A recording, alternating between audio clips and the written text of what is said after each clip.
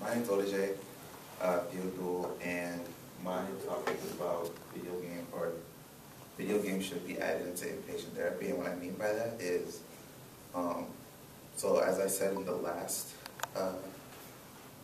presentation, I work at a psychiatric hospital, and lately the recent question is like, should we be adding video games as like a part of like, I guess, the criteria? So like, there's different coping things that everybody has, and they've been thinking of adding video games, like nothing too gory, but like you'll see in the presentation.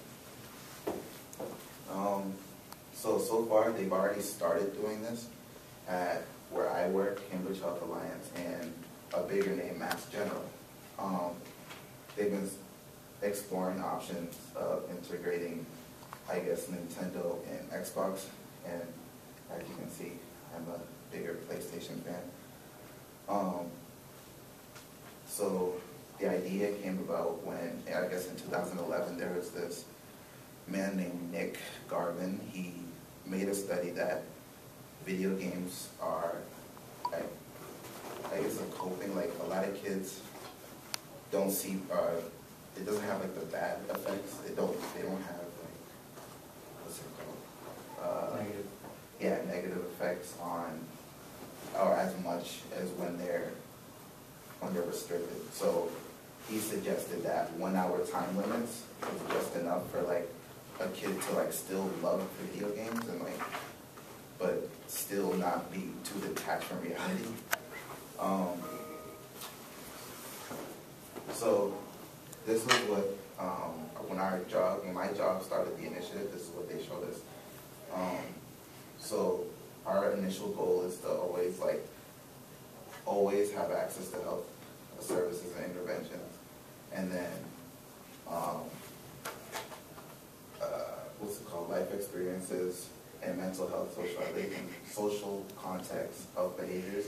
So I guess that's meaning like they still want you to be social, they still want you to be attached to reality, because some people who play video games don't know that grass is green. And then video games could also be used as, I guess, engagement. So for instance, like co-op games, I know they're really strict about like not letting like Call of Duty into like the unit, but we've been using games, or you'll see those later, and data connection. So we're also trying to get more kids into STEM. So a lot of kids have, like for instance, I'm a computer science major, Superior, and they've been trying to, I guess, for the kids who love video games, for the kids who love like technology, this is like a great alternative for them. And then machine learning, they say that a lot of the psychologists at my job say that there's something about when it's behind the screen, kids seem to understand it a lot better. And then a lot of kids, so because when you're on the unit, you're not allowed to have your phone and stuff like that. Like you can't have like outside technology. It's kind of a way to kind of stay attached to the world, I guess. Like still know, like you're not completely just taken out of whatever you're used to. So credibility, as of May 28th, I started working in, or I started floating in all different age groups of psych. So, and I say that because a lot of people on like who work on like the older psych groups, they didn't think that it would be like a big hit or whatever. And although there are many cases where video games impact the progress of a child's psychiatric process, regardless, there have been 16%, there has been like a 16% rise. So 16% of 91,000 HIPAA surveyed patients. So HIPAA is like kind of like the rules we all have to follow by, like we have to abide by at a hospital. And then more cases where video games are used as a prize. So like there's like a point system.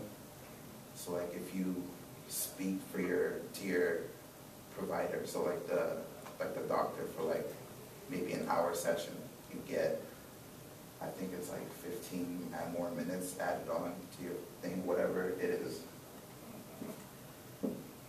And then, so we put, although we haven't invited the initiative to the under 13 age group, only because we're kind of afraid that they're a little bit harder to control, and they're my least favorite age group. Unexpectedly, we've seen the best results in the 46 to 58 age group.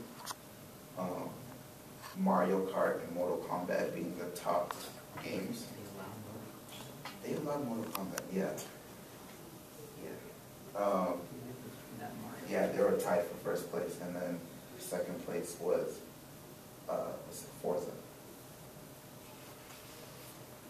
In conclusion, I asked whoever who has like even the slightest doubts about this topic, because it is something that like nobody really would care about unless you're in inpatient psych, or I guess have like a slight interest in the topic.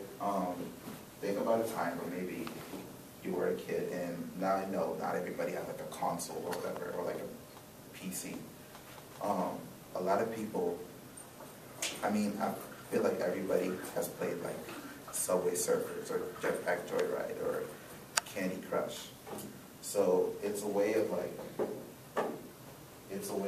still being able to be attached to outside, like still being able to have like a bit of freedom in a way, is how they explained it. Video games are, as a lot of people don't want to admit it, it is a way that a lot of people cope with real life, because it is hard. Fun fact, Candy Crush is still, or was, Apple's App Store's top 10 charted game for 3.5 years before Jetpack Joyride took its place. And then that's it. Thank you.